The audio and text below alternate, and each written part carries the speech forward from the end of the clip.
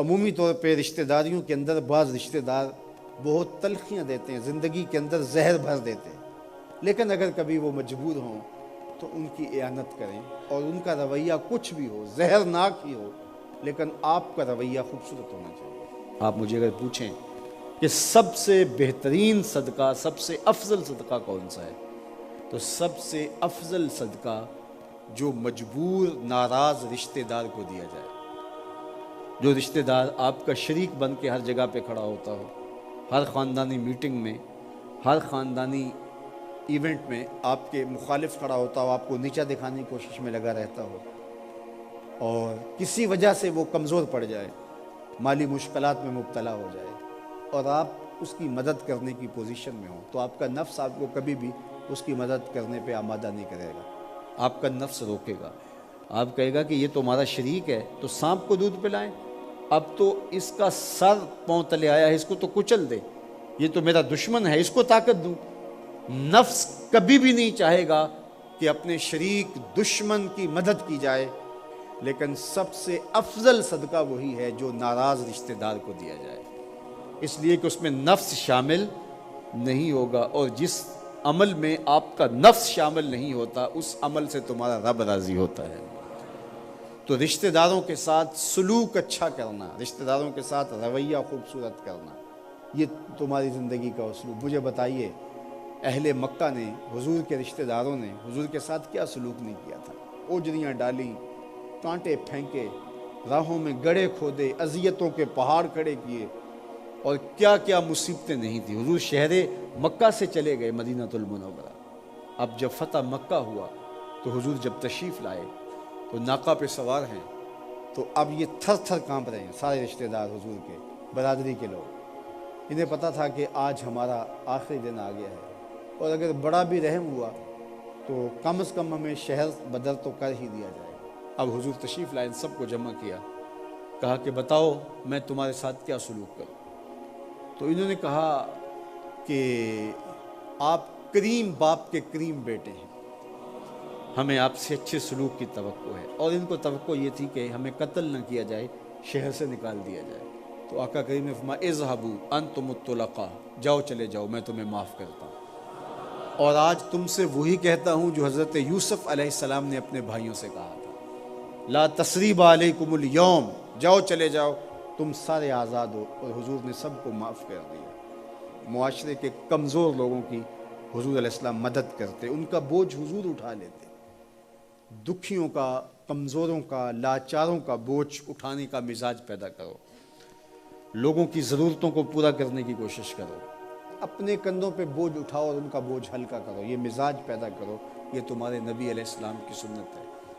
وہ چاہے تمہارا دشمن ہی کیوں نہ ہو، لیکن اس کا بھی بوجھ کم کرو، اس کا بوجھ اپنے ذمہ لو۔ جس کا کوئی کمانے والا نہیں، معذور ہے، اپاہج ہے، لاچار ہے، زیادہ بچوں کا بوجھ ہے، اور ذرائع آمدن تھوڑے ہیں، تو آپ کثیر العیال لوگ ہیں جن کا کوئی مددگار نہیں ہے، آپ ان کی مدد کرتے ہیں، ان کے کام آتے ہیں، آپ ان کے لیے کمائی کرتے ہیں۔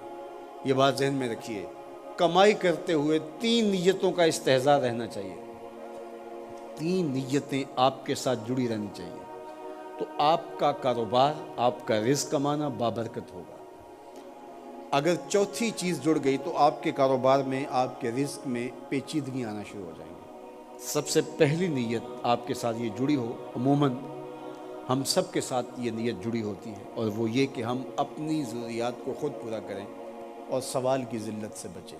دوسرا مقصد، جو میرے زیر کفالت لوگ ہیں، وہ بچے ہیں، بیوی ہے، بوڑھے والدین ہیں، وہ چھوٹے بہن بھائی ہیں، یا جو لوگ بھی میرے زیر کفالت ہیں، ان کی ضروریات کو میں نے پورا کرنا ہے، اور اس کے لیے میں یہ رزق کما رہا ہوں۔ تیسرا مقصد ہمارے ساتھ جڑا ہونا چاہیے، اور جب بھی ہم کمائی کر رہے ہیں تو ہمارے ذہن میں یہ بات ہو کہ معاشرے کے وہ لوگ، وہ میری گلی میں ہیں، میرے رشتہ داروں میں ہیں، میرے محلے میں ہیں، یا کہیں اور ہیں، جن کا کوئی کمانے والا نہیں ہے اور مجبور ہیں، میں ان کی مدد کروں گا۔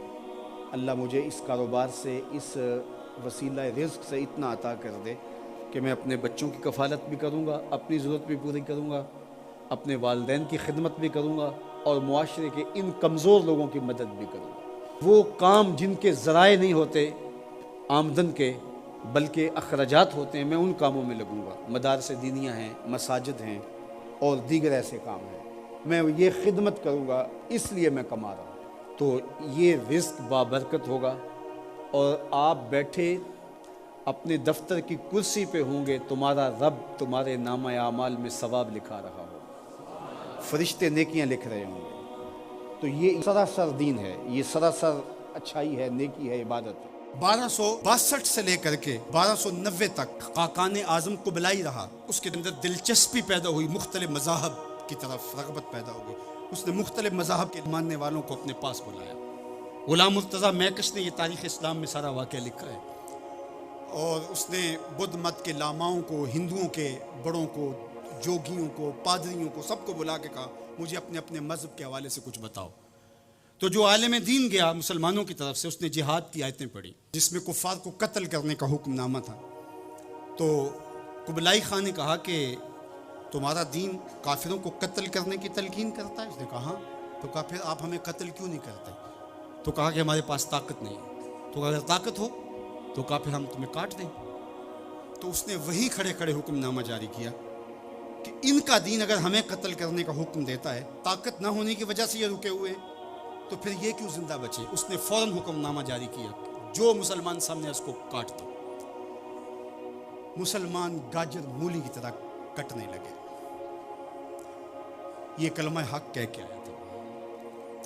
اس دور کے صوفی بزرگ اور عالم شیخ جلال الدین علیہ رحمہ، پتہ چلا کہ یہ ایک عالم کی لغزش سے سب کچھ ہوا ہے۔ عالم کا پھسلنا عالم کا پھسلنا ہے۔ تو گئے جا کے بادشاہ کو کہا کہ بادشاہ کیا ماجرا ہوا؟ کہا تمہارا دین ہمیں قتل کرنے کا کہتا ہے اور ہمارے پاس طاقت ہے، پھر ہم آپ کو کیوں چھوڑیں؟ تو کہا صاحب وہ دین کی تعبیر کو سمجھتے نہیں تھے جنہوں نے آپ کو بتایا۔ حالت جنگ کے یہ احکام ہیں۔ عام دنوں کے اندر تو اسلام یہ نہیں کہتا، اور حالت جنگ کے اندر آپ بتائیے کون کسی کو چھوڑتا ہے؟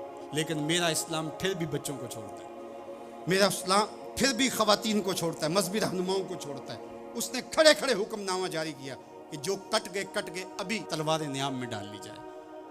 تو صاحب جب تک عدل نہیں ہوگا، جب تک آپ یک سیر علم را دامن عقل باید، ایک سیر علم کے لیے 10 من عقل چاہیے۔ اگر آپ ترازو کے دونوں پلڑے برابر نہیں رکھ سکتے تو تمہیں تولنے کے لیے بٹھایا کس نے؟ اقبال کہتے ہیں کہ تمہیں کیا خبر کتنے سفینے ڈبو دیے، تمہیں کیا خبر کتنے سفینے ڈبو دیے، صوفیے ملا کی کم اندیشی نے کتنے گھر اجاڑے اور امت کو کہاں سے کھڑا کر دیا۔ میرا رب کہتا ہے وَكَذَلِكَ جَعَلْنَاكُمْ أُمَّةً وَسَطًا، ہم نے تمہیں امت وسط بنایا۔ ترازو کے دونوں پلڑوں کو برابر رکھنا، دونوں پلڑوں کو جھکنے نہ دینا۔ اللہ کے محبوب علیہ السلام نے دونوں پلڑے رکھے۔ المومن غر کریم، مومن سادہ مزاج ہوتا ہے، بھولا بھالا سیدھا سادہ ہوتا ہے۔ اللہ اکبر۔ اب مومن کا سیدھا سادہ ہونا یہ کہیں ایسا ہی نہ ہو کہ لوگ اس کو دعوے لگاتے رہیں۔ کہا فطرتاً تو ایسا ہی ہوتا ہے، اس کی طبع ہے کہ وہ اعتبار کر لیتا ہے، لیکن دوسرے مقام پہ کہا بیلنس بھی کر لو۔ میرے حضور نے ارشاد فرمایا لا یلدغ المؤمن من جوہر واحد مرتين، مومن ایک ہی بل سے 2 مرتبہ ڈنگ نہیں کھاتا۔ اگرچہ وہ چالاک نہیں ہے لیکن زیرک ضرور ہے، اگرچہ وہ مکار نہیں ہے لیکن بصیرت کا نور اللہ نے اس کے سینے میں رکھا ہے۔ کہا اس کی فراست قلبی سے ڈرو، وہ اللہ کے دیے ہوئے نور سے دیکھتا ہے۔